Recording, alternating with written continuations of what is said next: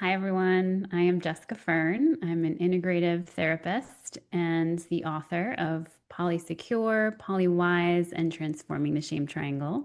And I am David Cooley, a restorative justice facilitator and the creator of the Restorative Relationship Conversations model, which is a process for helping partners navigate conflict and transform it into deeper intimacy. And our workshop is October 12th through the 16th. So it's a weekday, Monday through Friday experience for everyone. What we're going to be doing is an immersive process going through our model that's outlined in the book, Transforming the Shame Triangle. So we're really going to be doing a deep dive into three specific parts, right? And this is based on internal family systems model.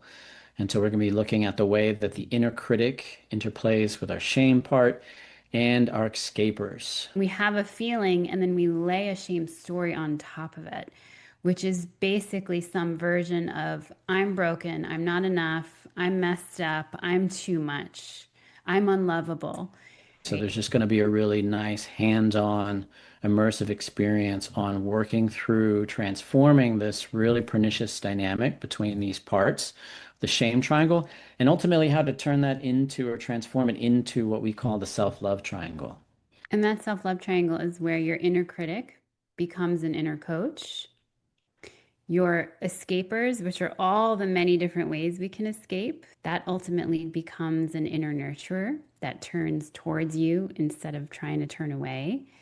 And then our shame is transformed not into another part, but just into our raw experience. And one of the fundamental parts of this work is going to be learning how to distinguish between our parts on the shame triangle and what we're calling self with a big S.